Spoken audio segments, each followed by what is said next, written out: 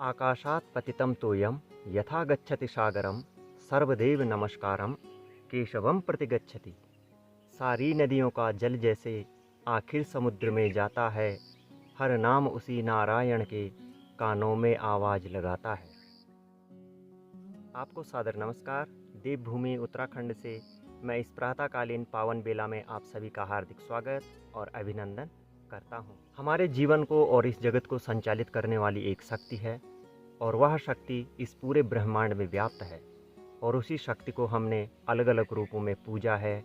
उसका पूजन अर्चन हम निरंतर करते रहते हैं और उसे हमने ईश्वर की संज्ञा दी है।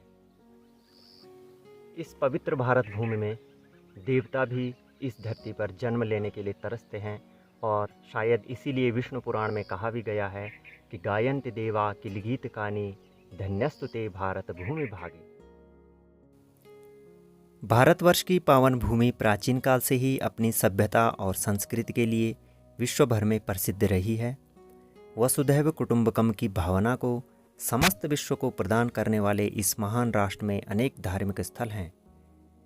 भारतवर्ष का केदारखंड अर्थात उत्तराखंड का गढ़वाल क्षेत्र अपने 4 धामों के लिए विश्व प्रसिद्ध रहा है। धर्म एवं अध्यात्म की धारा प्राचीन काल से ही इस पावन भूमि की पहचान रही है। कलकल निनाद करती हुई अलकनंदा एवं भागीरथी के तट पर बसे हुए श्री बद्रीनाथ धाम एवं श्री केदारनाथ अपने अलौकिक प्राकृतिक सौंदर्य, धार्मिक महत्व एवं आध्यात्मिकता के लिए भारत में ही नहीं बल्कि विश्व भर में प्रसिद्ध हैं। श्री बद्रीनाथ धाम के विषय में कहा जाता है कि इस पृथ्वी पर इनके समान सुंदर कोई अन्य धाम नहीं है। बहूनि सन्ति तीर्थानि दिवि भूमि रसासुचा बद्री सदृशम तीर्थ न भूतम न भविष्यति।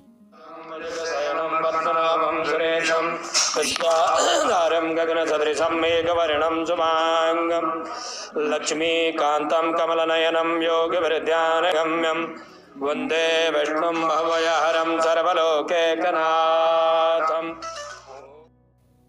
केदारखंड की पावन भूमि में रहकर महर्षि वेदव्यास ने 18 पुराणों की रचना की थी। पांडवों ने अपना समय इसी दिव्य क्षेत्र में बिताया था। कालांतर में कत्यूरी एवं परमार वंश के शासकों ने इस क्षेत्र में शासन किया था। वर्तमान समय में बद्री एवं केदारनाथ धाम भारतीय आस्था व विश्वास के पथ प्रदर्शक के रूप में कार्य कर रहे हैं। आज भी प्रतिवर्ष लाखों की संख्या में भारत के ही नहीं बल्कि विश्व भर के अनेक भागों से श्रद्धालु इन दिव्य स्थलों में निरंतर आते हैं और अपनी लौकिक एवं अलौकिक मनोकामनाओं की पूर्ति के लिए जगत पालक नारायण एवं आदिदेव शिव के समक्ष पूजा अर्चना करते हैं। भारतवर्ष के ही नहीं बल्कि विदेशों से भी सैकड़ों श्रद्धालुओं की यह कामना रही होगी कि वे भी केदारनाथ, बद्रीनाथ, गंगोत्री, यमुनोत्री में दर्शन करने के लिए जाएंगे, लेकिन कोरोना के कारण वे अपनी इस कामना को पूर्ण नहीं कर सके। वे लोग लाइव प्रसारण के माध्यम से इन चारों धामों के दर्शन कर सकते हैं और नियमित सांध्यकालीन आरती एवं प्रातःकालीन आरती में भाग ले सकते हैं। तो हमने डिस्क्रिप्शन में लिंक दिया है, उस लिंक पर जाकर आप इस पूजन अर्चन का लाइव प्रसारण देख सकते हैं।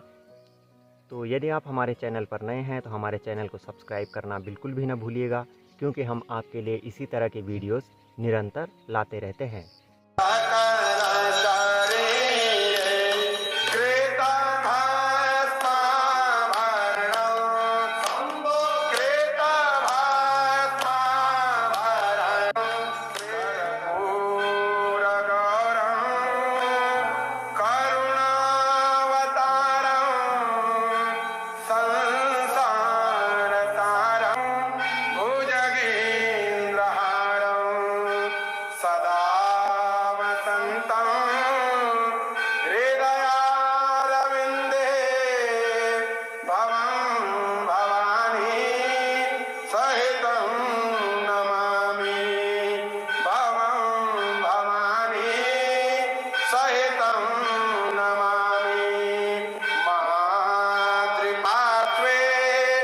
Shut